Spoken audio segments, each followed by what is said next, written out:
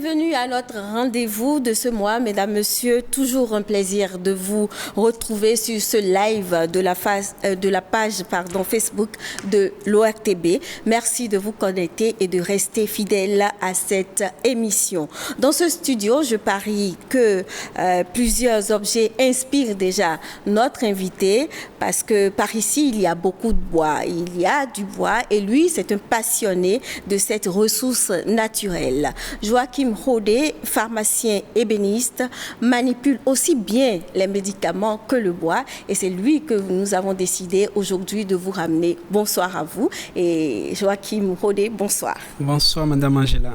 Alors qu'est-ce que ça vous fait de vous retrouver ici sur la page Facebook de l'ORTB? C'est avec un grand plaisir que je me retrouve ici. Je tiens à vous dire que c'est un véritable honneur que vous me faites en m'invitant sur votre plateau qui est vraiment magnifique. Mais c'est un honneur partagé parce que nous aussi, on vous a pris un peu au collet et nous sommes très contents de vous recevoir ici. Alors c'est vrai que ce n'est pas la première fois que vous avez affaire aux caméras. Mais quand même, cette émission, elle est toute particulière puisque nous avons l'habitude de fouiner dans la vie privée de nos invités.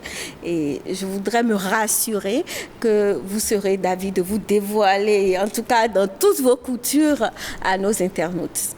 Oui, je serai en mesure de me dévoiler de façon complète aux internautes. Donc, à ce sujet, il n'y a pas de souci à se faire. Vous n'avez pas peur non plus. Non, je n'ai pas peur. Vous le ferez le cœur dans la main, c'est ça? Voilà, le cœur ouvert. D'accord. Alors, la première escale, c'est bien sûr l'Icebreaker et c'est tout de suite avec notre réalisateur, Arnaud Togueno.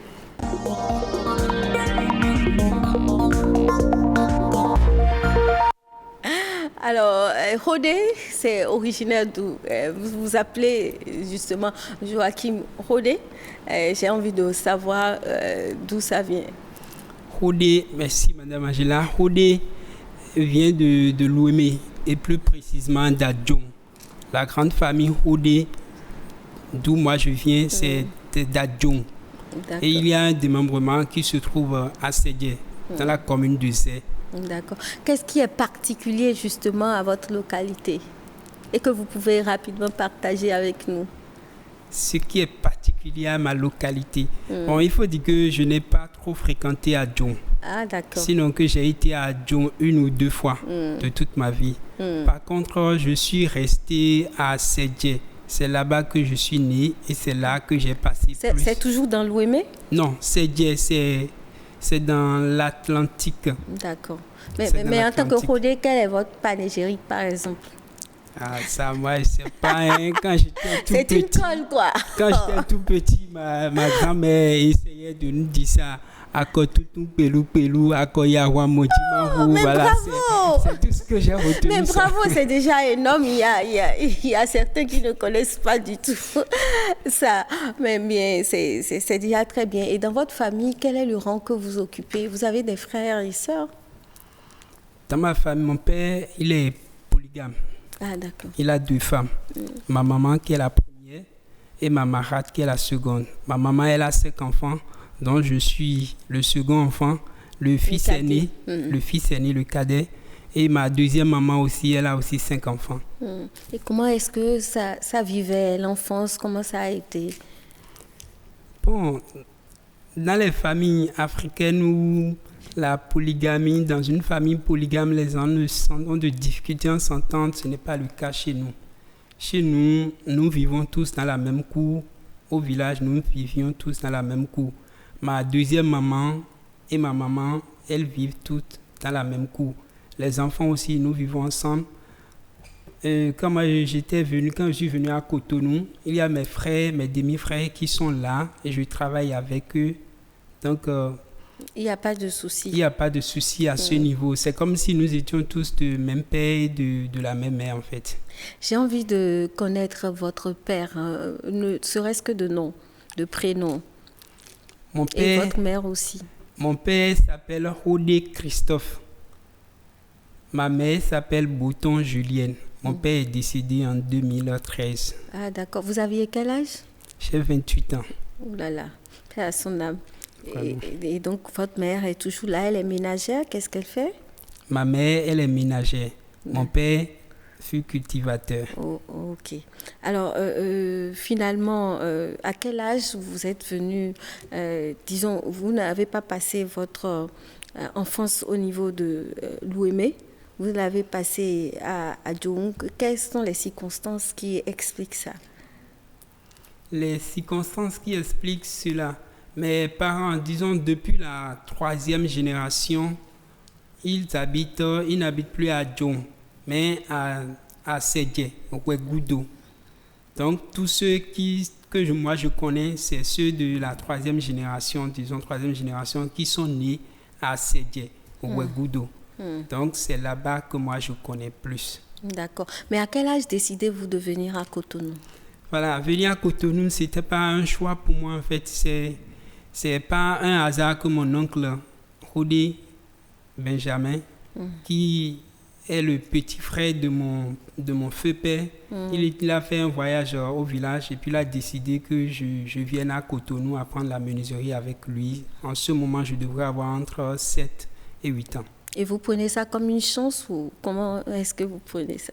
Bon, moi, il faut dire que quand j'étais tout petit au village, j'avais toujours envie de quitter le village parce que je me dis, s'il y a d'autres qui ont l'opportunité de quitter, un jour, moi aussi, j'aurai l'opportunité de quitter. Donc, tout de suite, quand il est venu et il m'a proposé de venir, bon... Ça vous a fait plaisir. En même temps, vous avez sauté sur l'occasion. En même temps. Tout à l'heure, vous avez parlé de famille polygamique, si ça existe. Alors, est-ce qu'aujourd'hui, vous seriez tenté d'être polygame? Autrement, je demande aussi déjà votre statut. Est-ce que vous êtes célibataire? Il y a quelqu'un qui a déjà pris votre cœur? Bon, moi, personnellement, je suis chrétien. Et je prône pour Je mise plus pour la monogamie. J'ai ma petite amie, je ne suis pas encore mariée, mais je l'aime beaucoup, elle m'aime beaucoup aussi. Donc, c'est une déclaration. C'est une déclaration. D'accord. Donc, même si vous n'êtes pas marié, vous n'êtes plus un cœur à prendre. Non, je ne suis plus un cœur à prendre. Je ne suis plus un cœur à prendre. J'aime beaucoup ma chérie, je l'aime. Bon, coucou chérie, je t'aime beaucoup, tu le sais. Voilà. Ah, c'est trop beau ça. Je vous applaudis et j'espère qu'elle sera très contente et ça va nous permettre déjà de prendre un autre virage. Nous irons directement à la deuxième rubrique de cette émission. C'est le moment de vérité.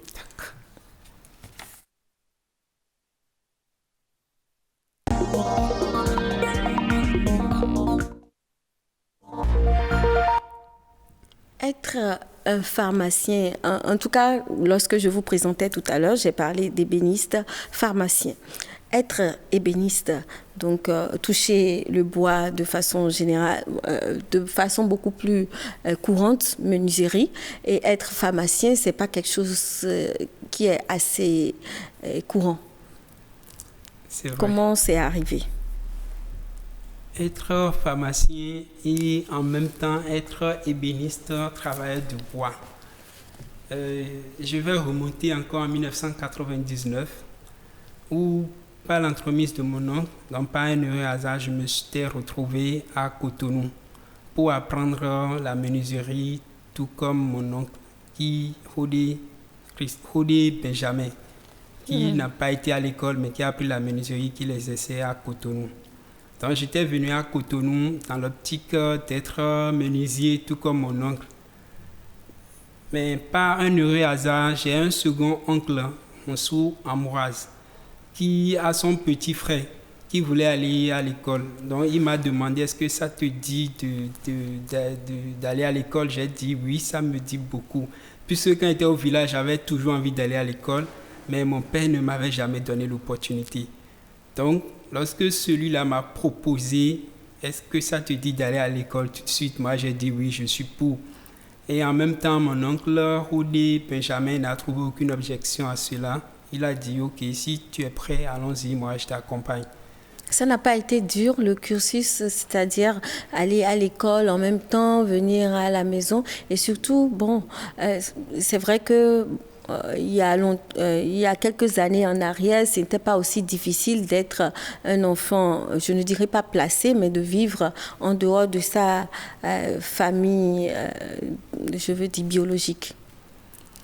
Bon, moi, je ne prenais pas ça comme difficulté en quelque sorte, puisque je devrais aller au cours comme tout autre enfant de 8h jusqu'à midi et de 13h jusqu'à 14h40. Je devrais être à l'atelier avec mon oncle, à travailler avec lui. À 15h, je suis censé être au cours jusqu'à 17h. De 17h30 jusqu'à 20h, je suis avec mon oncle en train d'apprendre l'ébénisterie. Et c'est quand je rentre que j'étudie. Mais la condition était que si tu dois continuer à aller à l'école, il va falloir que tu excelles, que tu sois parmi les 3 premiers de ta classe. C'est un défi qu'on vous a... C'était un défi en fait. Tous mes bulletins de CI jusqu'en classe de CE2 sont encore avec moi. Donc vous étiez toujours parmi les 3 premiers? Toujours parmi les 3 premiers. J'ai des amis avec qui j'ai fait les cours primaires. Surtout Boko Alain. Quand j'étais le premier, lui, il était souvent deuxième. Quand lui, il était premier, moi, j'étais deuxième.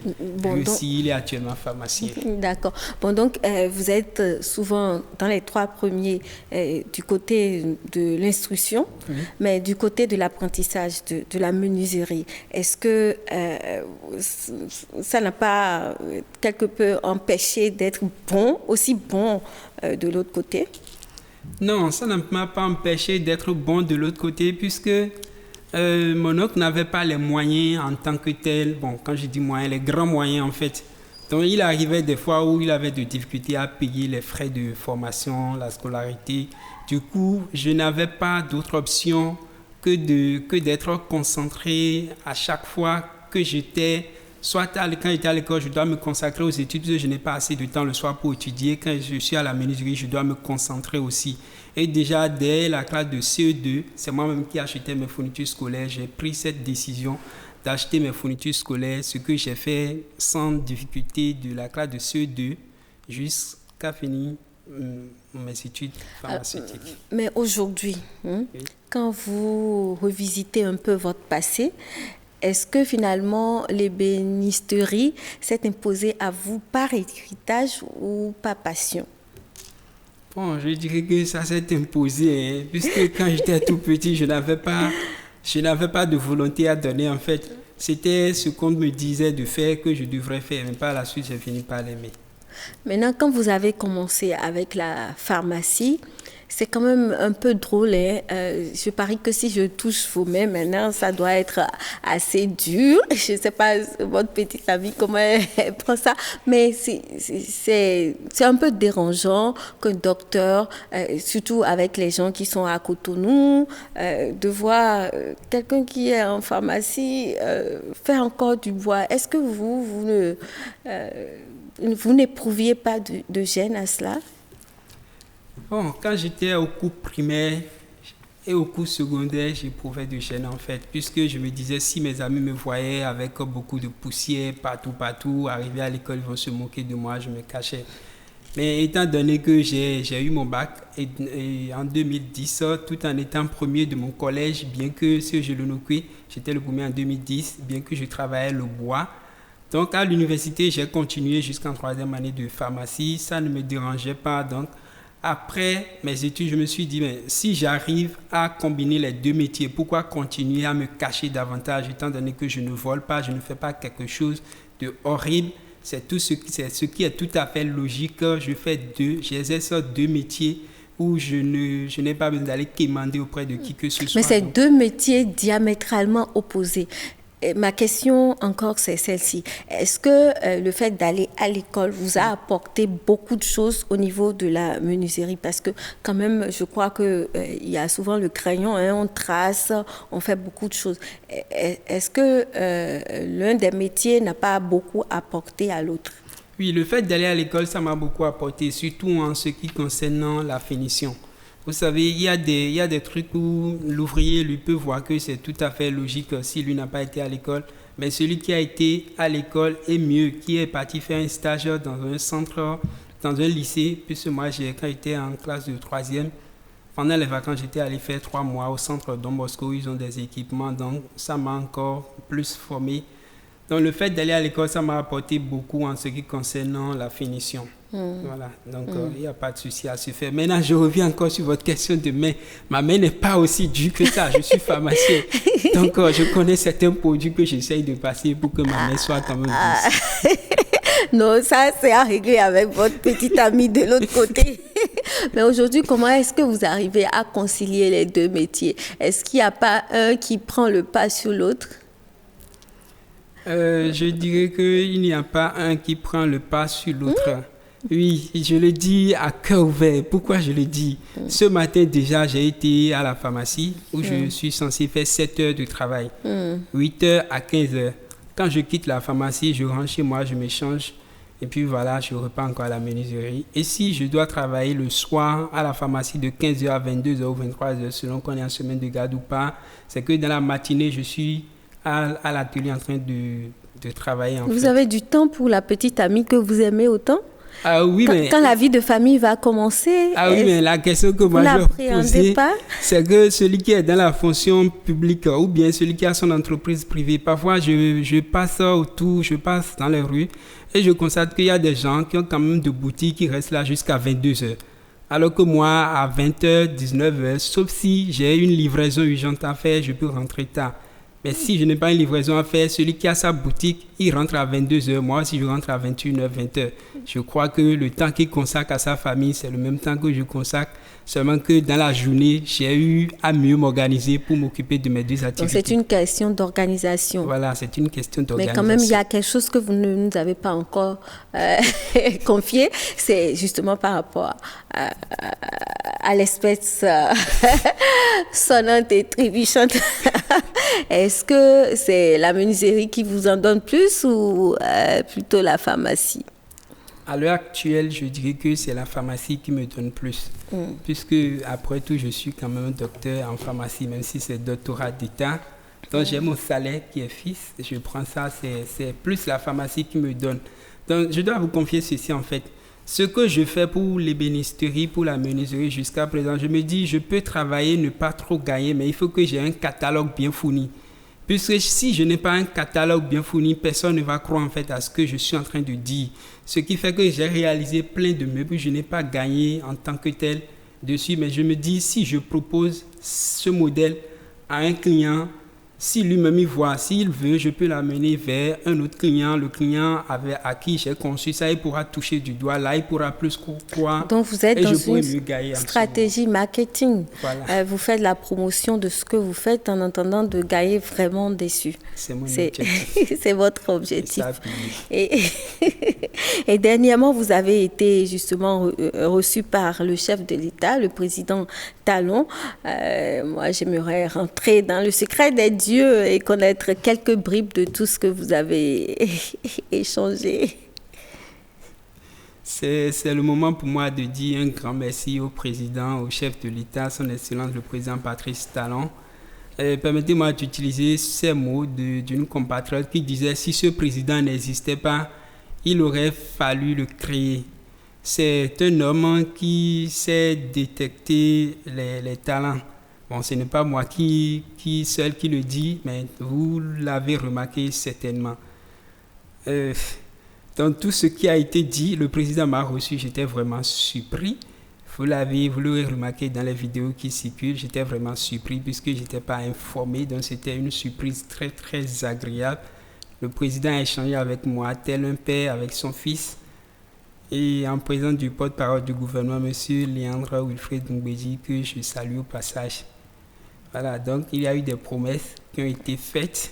Des sous. Mais vous savez que le chef de l'État, il ne fait pas d'éléphant blanc. Donc tout chantier qu'il entame, il finit quand même. Donc pour les promesses, ne vous inquiétez pas. Donc la promesse est pour un grand complexe de menuiserie ou alors de pharmacie? Qu'est-ce qu'il a? La promesse, ça concerne aussi bien la menuiserie que la pharmacie. Mais qu'est-ce qui l'a véritablement intéressé? Ce qui a véritablement intéressé le chef de l'État, c'est le documentaire de M. Ahmed Dessoukago réalisé sur ma personne en 2000. Qu'on va remercier au passage. Que je remercie énormément au passage. Ce documentaire qu'il a réalisé sur moi en 2018, il faut avouer que je ne le connaissais pas. Je l'ai connu par le biais de ma consoeur Alice qui m'a appelé fortuitement pour me dire c'est ainsi qu'un journaliste qui a envie de réaliser un documentaire sur quelqu'un qui a 2 cordes à son arc. C'est ainsi que j'ai été contacté. Donc c'est ce documentaire qui passait sur BB24 où le président a demandé à ce que certains bons éléments de BB24 soient filtrés sur l'ORTB. Donc c'est là que le chef de l'État a pris contact avec le documentaire à la chaîne nationale. Et il était impressionné de constater quand même qu'il y a quelqu'un qui a été à l'école, qui a bien été à l'école jusqu'à avoir un doctorat d'état en pharmacie, mais qui arrive quand même à combiner le travail du bois et le médicament en griffe. Donc c'est ça qui l'a plus impressionné en fait, comment j'arrivais à combiner 2 métiers bien que diamétralement opposés. C'est ça qui l'a vraiment impressionné. Non, mais au sortir de cette audience, qu'est-ce que vous envisagez avec les promesses du chef de l'État? On vous verra sur les 2 tableaux tout le temps. Quelle est la grande promesse qui vous fait envisager quelque chose de particulier pour bientôt?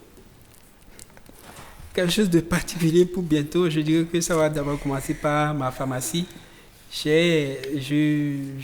Par la grâce de Dieu, j'ai bénéficié d'un site dans la commune de Koufo. Ah, dernièrement, lorsqu'ils ont dans lancé... le département de Koufo, plus précisément à Lalo, dont le chef de l'État a promis m'accompagner de façon personnelle pour l'implantation de ma pharmacie à Lalo. Donc là, c'est déjà quelque chose d'impactant. C'est vraiment... de beaucoup impactant qui sera dans l'immédiat. Rafraîchissant, hein? Voilà. Et après ça, il y aura ma formation d'ébénisterie que je dois aussi continuer pour mieux exceller et continuer aussi à aller me spécialiser pour être utile dans la production de phytomédicaments, les joies venues par la grâce de Dieu. Amen.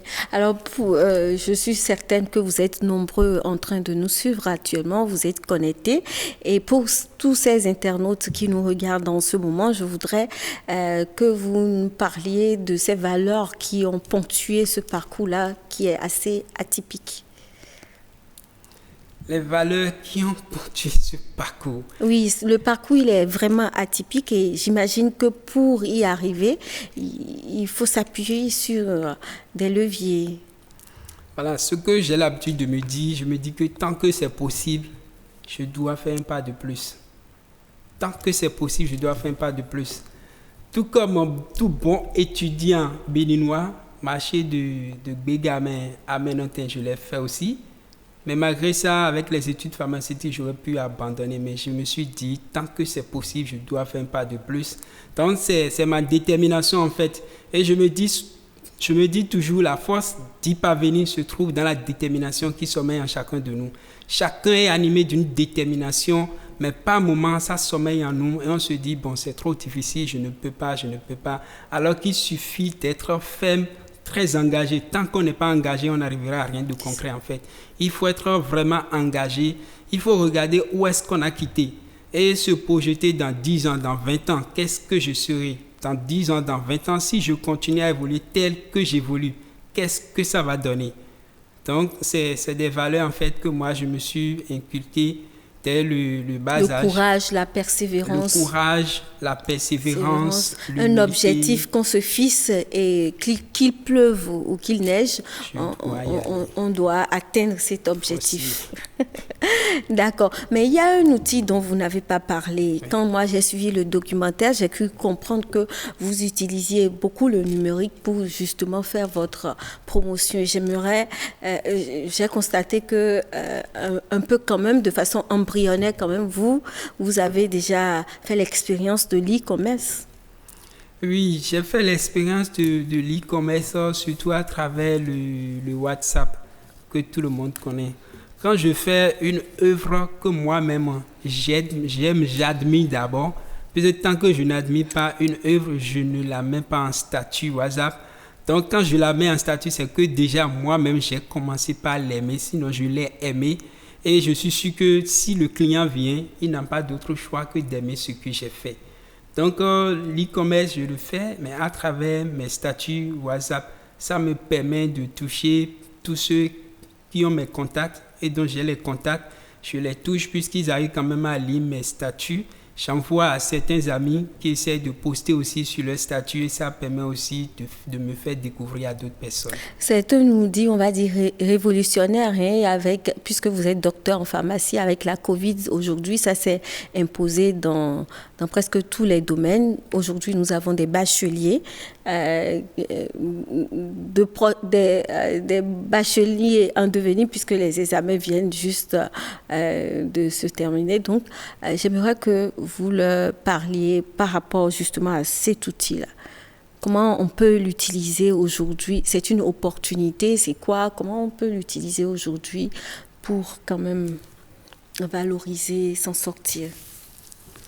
Bon, tout dépend de l'activité que chacun mène. Si je prends l'exemple du secteur pharmaceutique, à la pharmacie, je suis tout le temps connecté sur WhatsApp. Mais quand je suis connecté à la pharmacie, l'objectif c'est quoi? C'est que les médicaments que quelqu'un ira manquer dans une pharmacie, nous avons un forum de pharmaciens. Rapidement, quelqu'un essaie de poster ce médicament dans le forum et ça nous permet d'orienter le client vers la pharmacie qui a le médicament pour lui éviter de faire le tour de pharmacie en pharmacie à se promener. Par contre, d'autres l'utilisent pour s'amuser. Coucou, comment tu vas? Qu'est-ce que tu as mangé? Ça, c'est du perte de temps en fait. Et nous n'avons pas assez de temps. Une journée, c'est 24 heures. Plus nous nous organisons, plus nous arriverons à faire quelque chose de concret. Et atteindre nos objectifs. Donc, c'est de faire un bon usage, moins s'amuser. Les coucous, qu'est-ce que tu as mangé? Tu as dormi? Ça, c'est des pertes de temps en fait. Et ça ne nous apporte absolument rien. De toute façon, chacun doit se dire les unités, me forfait, je l'achète, c'est au moins 100 francs. Avec ces 100 francs, si j'écris coucou, qu'est-ce que tu as mangé, est-ce que ça va me rapporter au moins 10 francs dans mes 100 francs? Si ça ne m'apporte pas cela, à quoi bon consacrer tous mes 100 francs à dire coucou, qu'est-ce que tu as mangé, bien regarder les vidéos? Donc, il faut faire un usage judicieux et viser un objectif précis. Alors, vous avez fait des commentaires, vous avez posé des questions. Voici le show des internautes.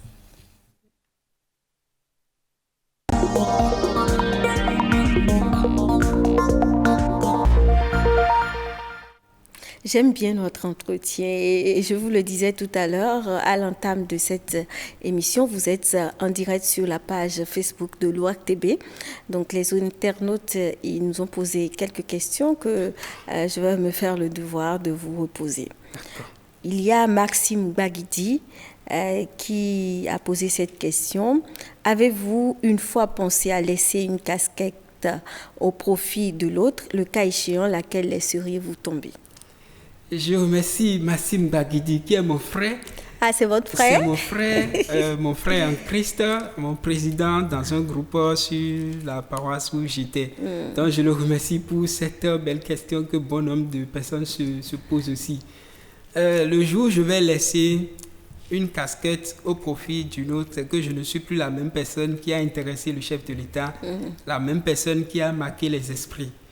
Donc, mon objectif n'est pas de laisser une casquette pour une autre, mais de parvenir à mieux m'organiser. Je peux avoir 2 entreprises, mieux m'organiser, et bien structurer mes entreprises et être utile quand bien même je ne suis pas aux deux endroits à la fois simultanément. C'est ça, d'accord. Donc, Maxime, je ne pense pas laisser une casquette au profit d'une autre. Il y a Baniré Koundé, lui, il a posé 2 questions. Des 2 activités, laquelle vous rapporte plus de profit? Ça, je vous ai déjà posé la question. Pourquoi ne donc pas s'investir totalement dans l'activité la plus rentable? Vous avez dit que c'est la pharmacie parce que vous avez un salaire fixe. Il vous demande donc pourquoi ne pas continuer plutôt et totalement avec la pharmacie? Je n'envisage pas continuer uniquement avec la pharmacie. Pourquoi? Je crois qu'il y a des gens qui ont aussi plusieurs entreprises aussi. Ils ont, je suppose, un journaliste qui vient travailler à l'OACTB, mais qui a quand même sa boutique de cosmétiques ou bien sa boutique et ça remet déjà une entreprise en fait. Mais ça ne l'empêche pas de mener son activité. C'est vrai qu'aujourd'hui, je suis pharmacien assistant, mais d'ici peu, je serai pharmacien titulaire titulaire d'une pharmacie, ça veut dire que j'aurai une entreprise, et la menuiserie aussi, ça représentera une entreprise à part entière. Oui. Donc, autant la pharmacie m'aidera côté financier, autant la menuiserie aussi m'aidera côté financier, si tant est que j'arrive toujours à mieux m'organiser. C'est ça. Donc, vous ne comptez pas laisser, en tout cas. Non, je ne compte pas laisser. 1 + 1, ça donne 2. Toujours 2, c'est ça. Vous avez fait une série scientifique, d'ailleurs. Oui. La D ou la C? J'ai fait la D. J'ai fait la seconde, première C. En terminale, je suis allé en D. D'accord. Les maths étaient un peu problématiques, hypothétiques. Alors, les artisans du bois, c'est toujours Baniré Koundé qui vous pose cette question. Les artisans du bois ne respectent pas souvent les délais de livraison. Comment veillez-vous à la qualité et au délai pour satisfaire vos clients avec vos 2 occupations professionnelles? Bon, ça, ne croyez pas que je suis en train de défendre les artisans de bois, surtout les ébénistes. C'est pas que je les défends, mais parfois ce n'est pas lié à eux en fait.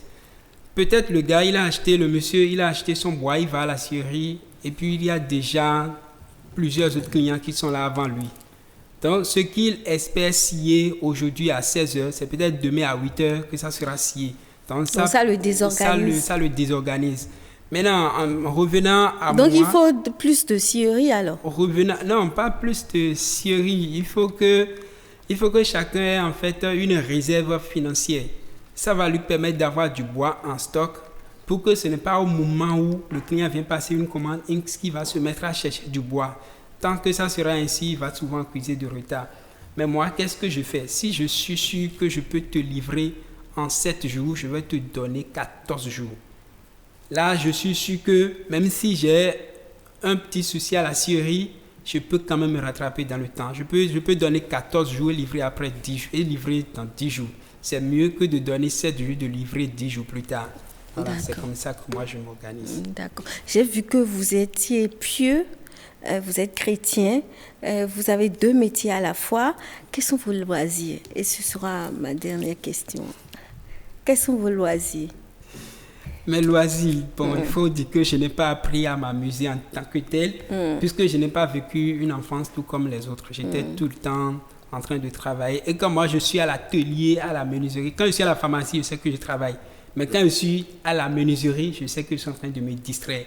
C'est de là que vient la passion, problème de passion. En fait, exercer un métier sans avoir l'impression qu'on est en train de travailler. Maintenant, en soirée ou bien en week-end, les dimanches, je vais à la plage parfois ou bien dans les petits coins comme tout autre bon béninois pour aller me mettre à l'aise. Mais vous allez à la messe, donc moi, je vais vous soutirer une petite chanson pour dire merci à Dieu et nous allons clôturer cette émission. Merci beaucoup. Hein? Une petite chanson pour dire merci à Dieu. Ce que Dieu a fait pour moi, je ne peux pas tout raconter. Ce que Dieu a fait pour moi, je ne peux pas tout raconter. Il m'a sauvé, il m'a lavé par son sang. Peut-être qu'on vous mettra... Par lui, je chante, alléluia. Je chante, alléluia. Je chante, oh gloire à Dieu. Peut-être il faut dire que oui. Je suis ici, tout est grâce. C'est grâce au Seigneur, c'est lui qui me fait grâce. Sinon, c'est pas que je le mérite, je mérite plus que qui que ce soit. C'est la grâce du Seigneur et je ne cesserai jamais de chanter ses louanges. Je lui dis un sincère merci pour ses merveilles, pour sa main puissante qui me protège jour après jour. Que son nom soit loué à jamais. Moi, je voulais plutôt vous trouver un 3e métier, la chorale de votre église. Alors, chers internautes, ce fut un réel plaisir de partager ces moments avec vous. J'espère que vous avez aimé. On va se retrouver le dernier vendredi du mois prochain, le mois de juillet, pour une toute autre émission. Merci de rester fidèles et retrouver cette émission en nouvelle diffusion sur la chaîne BB24 dans le week-end. Voilà. Merci, à très bientôt. Merci à vous.